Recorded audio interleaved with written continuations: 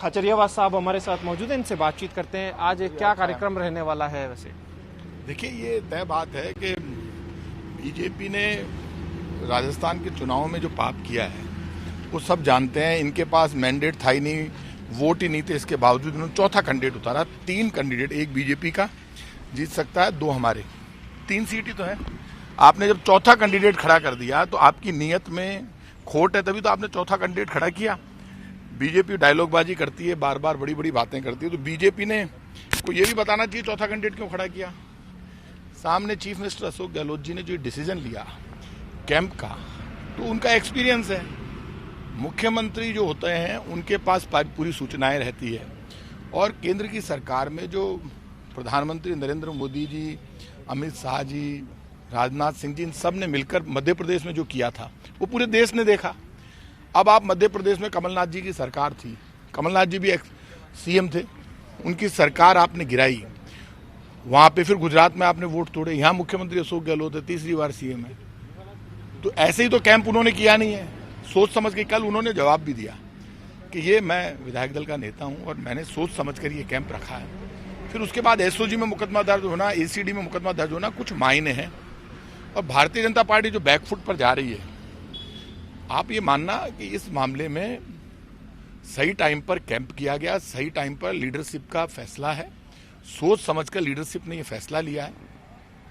कभी भी सरकार, जिस सरकार को आशीर्वाद मिला राजस्थान की जनता का, हमें बहुमत मिला, और जो निर्दलीय हैं वो भी हमारे ही लोग हैं, सारे के सारे, हमारे पास वोटों की कोई कमी नहीं है। लेकिन भारतीय जनता पार्टी को इस बात का दर्द हो रहा है कि ये कैंप हो रहा है, लोग रोज इकट्ठे हो रहे हैं, मीटिंग कर रहे हैं, क्या गेट टूगेदर आपस में इकट्ठे नहीं हो सकते कांग्रेस के लोग? अब एक महत्वपूर्ण बात यह है, आगामी दिनों में क्या कार्यक्रम रहने वाला है? ट्रेनिंग भी होगी, मॉक पोलिंग भी होगी, ये तमाम चीजें। ट्रेनिंग भी होगी, बातचीत भी होगी, आपस में बैठेंगे भी, देशभक्ति गीत, आपस में विचार विमर्श, राजस्थान की कल्चर और एक दूसरे के जो आपस में ज्ञान आदान प्रदान सब होगा।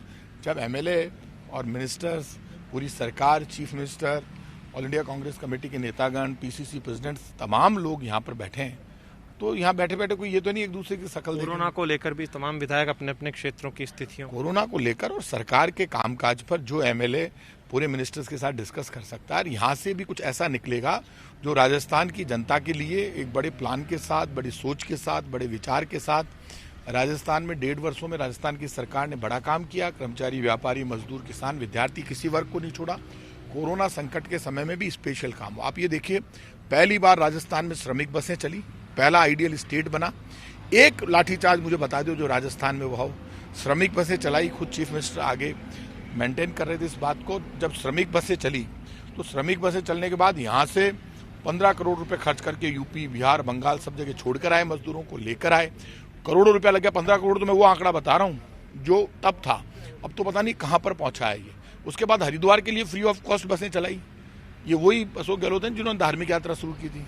तो आप ऐसे में यहाँ पर चाहे अशोक गहलोत जी हो, चाहे सचिन पायलट जी हो, तमाम लोग और पूरी ऑल इंडिया कांग्रेस कमेटी के अविनाश पांडे जी, रणदीप सुरजेवाला जी, विवेक बंसल जी, तमाम नेतागण यहाँ पर है। और ये मानकर चलिए कि इस बात को लेकर बीजेपी जब मध्य प्रदेश में सरकार गिरा देती है तब तो मीडिया में ये आवाज़ चलती है। देखिए, कांग्रेस के लोग हैं ना जो सरकार बचा ही नहीं पाए। अब जब यहाँ पे कैंप कर दिया, सही टाइम पर जवाब मिल गया, बीजेपी के मुंह पे थप्पड़ पड़ गई और उनके घुटने टिका दिए, तब मीडिया कह रहा है ऐसा तो कुछ था ही नहीं। तो मीडिया ये भी बता दे, हम मीडिया का सम्मान करते हैं, हमारे सब साथी हैं। आप इतने हल्के, आप ये भी बता दे, तब भी आप कह रहे थे मध्य प्रदेश में, और अचानक झटका लगा, उनको निकलने तक नहीं दिया गया वहां से। और यहाँ पर फिर उसके बाद गुजरात में जो यहाँ पे लोग आए तो उन्हीं में से आपने तोड़फोड़ कर दी। तो बीजेपी की नीयत ठीक नहीं है। और यदि बीजेपी कुछ कर ही नहीं रही है तो प्राइम मिनिस्टर आगे आके बोले ना कि उन्होंने मध्य प्रदेश और गुजरात में ऐसा क्यों किया था और यहाँ क्यों नहीं करेंगे। तो ये जवाब उनको मिला है, और राजस्थान की जनता का आशीर्वाद हमारे साथ है, हमारी वर्किंग और लोगों के साथ हमारा जुड़ाव, प्यार। ये मानकर चलिए, बीजेपी कुछ भी कर ले, फिर बीजेपी की नीयत तो उसी दिन पता चल गई जिस दिन बीजेपी ने एक और कैंडिडेट खड़ा किया। 2, इनके पास 1 के वोट हैं, दूसरा कैंडिडेट उन्होंने क्यों खड़ा, वो कह रहे हैं कि साहब ये कोई जरूरत ही नहीं, तो दूसरा कैंडिडेट उन्होंने क्यों खड़ा किया, क्या साबित करना चाहते हैं वो? वोटों को लेकर बता रहे थे कि हमारे वोट एक्स्ट्रा जाएंगे, तो हमने ठीक है, एक कैंडिडेट हमें खड़ा करने का अधिकार है। कल भी बीजेपी ये बोली। अधिकार है तो फिर आप क्यों, आपका अधिकार है, आप खुद कह रहे हैं कि आपका कैंडिडेट जीत नहीं रहा, आपका कैंडिडेट हारेगा, और लगातार आप बयानबाजी करते रहे, बोलते रहे। आपने जो, आपका जो पूरा देश ने देखा मध्य प्रदेश, गुजरात में आपने जो पाप किया, गुजरात में हमारे 2 जीत रहे थे कैंडिडेट, आपने लगातार तोड़फोड़ की।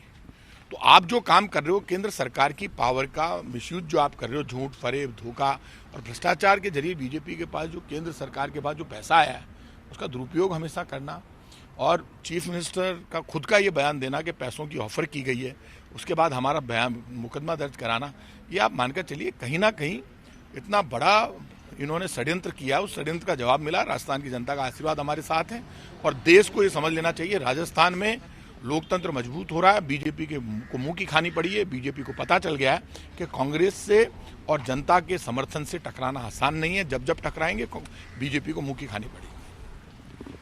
तो सरकार के मंत्री प्रताप सिंह खाचरियावास ने भी बताया कि आगामी दिनों में क्या कार्यक्रम रहने वाला है और बीजेपी की जो रणनीति थी या बीजेपी की जो राजनीतिक रूप से जिस तरीके से तैयारी थी उसका जवाब मुख्यमंत्री गहलोत ने दिया है।